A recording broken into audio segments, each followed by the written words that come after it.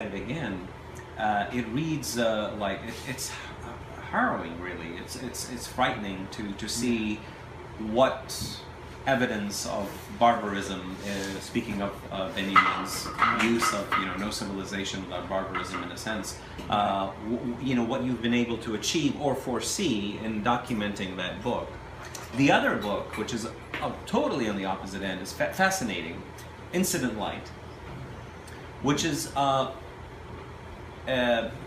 really, for me, an interesting, again, resistance to a capitalist mode of the anthropologic reproduction of poetry, or in poetry. You choose someone who is essentially unknown, anyone in this room, simple human being with a very complicated story, an artist who could be Betsy, who finds out that her real dad is not her real dad. She finds this out after he dies, and then her real father is still alive, and she seeks him out. And you put in no chronological sequence the documentary of a single unknown life, as opposed to a lot of the successful poetry books who perform similar acts, but they always do them on public figures, even if obscure. Right. But they're unearthed. Whereas opposed to you unearth this, this. I mean, pardon me for saying this, but this nobody, like right, all, sure. all of us in this room. No offense, but and I found that to be it's a really tender book. And if you would talk about those two books in the way, how did you think about them? The way they contrast from each other, away from your more complex work. Right. Yeah. No. They're both of those had, as you would guess, had very sort of particular origins. There just came a moment when I found myself with God bless. I just discovered that there I was doing this thing. I didn't make a conscious decision, but I was doing this thing. And so the pattern was that I read every public utterance made by George W. Bush during his first 4 years in office.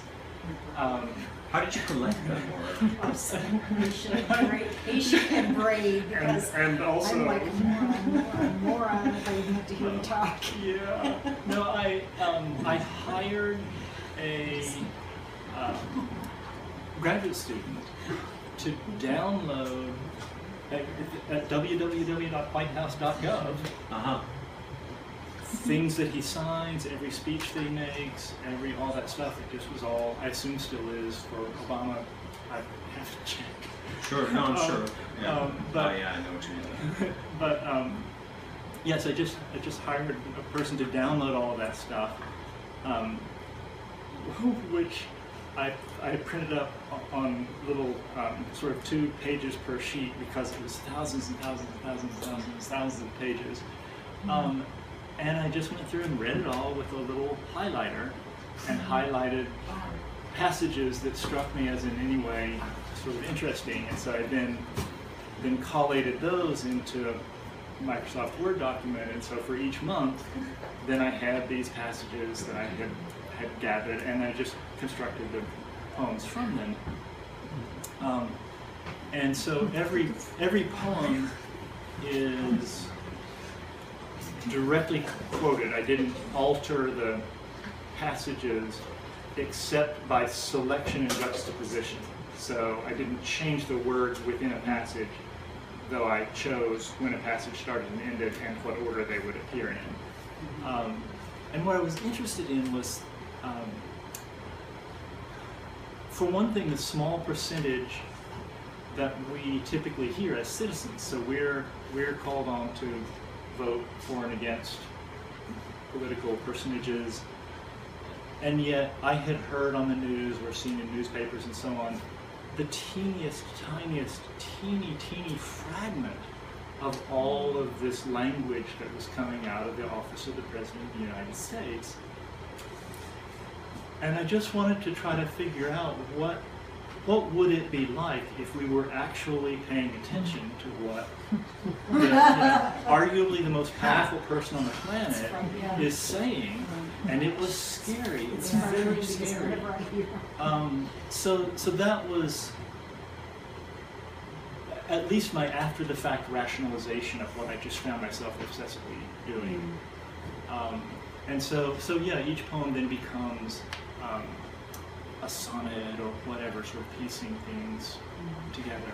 So it's a really interesting book. It's almost like a document of fascism in the way that you were actually participating in documenting myth. You know, the myth of one particular voice of power, in this case, an American voice of power. And you know, and I was just trying to find a quote I know that exists in this book.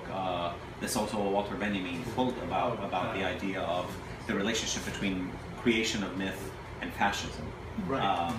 Which is decidedly one of the things that I was interested in, because there are also in that book, there are also things from the speeches of bin Laden. Though I took more liberties with them, there was less material to work with, and they're not all directly quoted. But it's one of the things that I was interested in, that it struck me that both of these persons,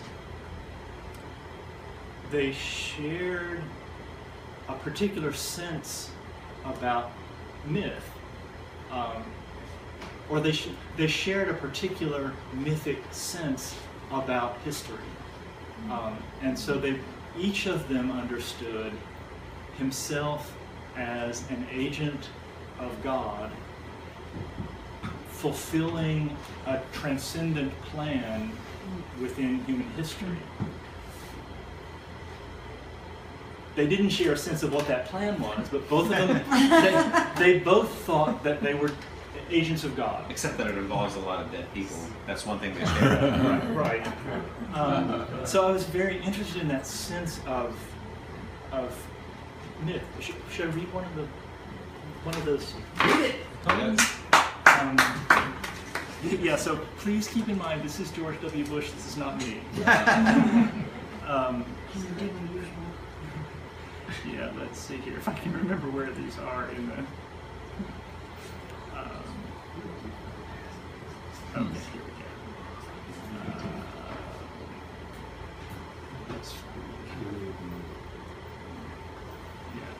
go. Okay, so here's these. Everything here was stated publicly by George W. Bush in the month of October 2003. We now see our enemy clearly. We'll fight them with everything we got. We believe in decency. The terrorists continue to plot. We don't torture people in America. Right, I hope you heard that, right? We don't torture people in America. I don't care what you read about. They know no rules. They know no law, but we're incredibly compassionate. America's ideology is based upon compassion and decency and justice. Nearly every day, we're launching swift precision raids against the enemies of peace. So how do you move from that to a contrast to this? You know, it's on the same lines of documentary. You know, and I remember this line in a Jean-Luc Godard movie, Notre Musique, about documentary lesser than fiction, and this notion that you move into incident light, where you're about this, you know, singular person with this incredibly intense story. And you make a book out of incident light with incredible tenderness. Yeah, there do seem to me to be points of connection between them, even though there are, you know, there's huge contrast in the sense that this is very much collaged, not my words, only my arrangement of words and so on, versus Incident Light, which is my attempt to retell. Yeah, my attempt to retell, to enter as much as possible into the point of view of this friend.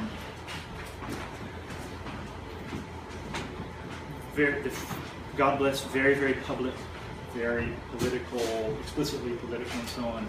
Incident Light, very personal, very private, very intimate. but they do seem to me to have points of connection, such as an interest in self-understanding. So only a person with a very particular kind of self-understanding would be able to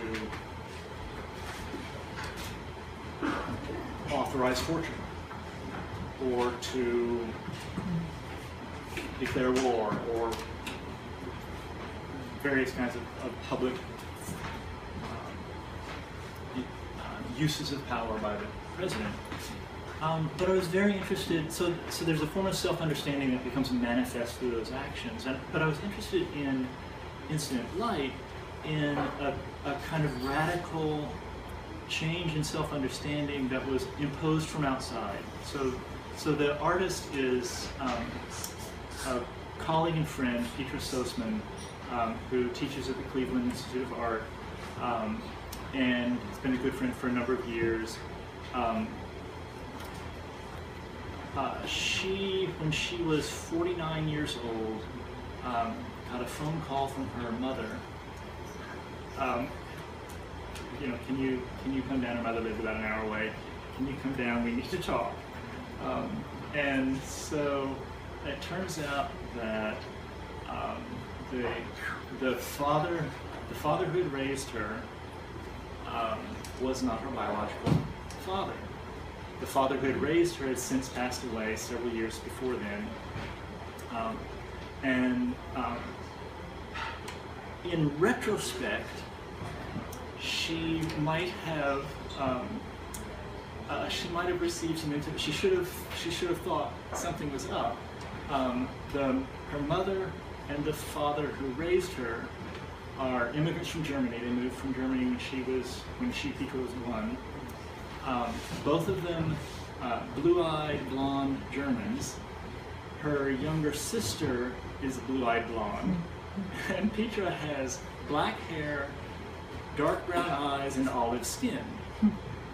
And so she might. I believe that it's genetically impossible that she could have been the biological daughter. So if she'd paid more attention in science class, she'd have known. Should have known. Yeah. But artists, we're all flaky.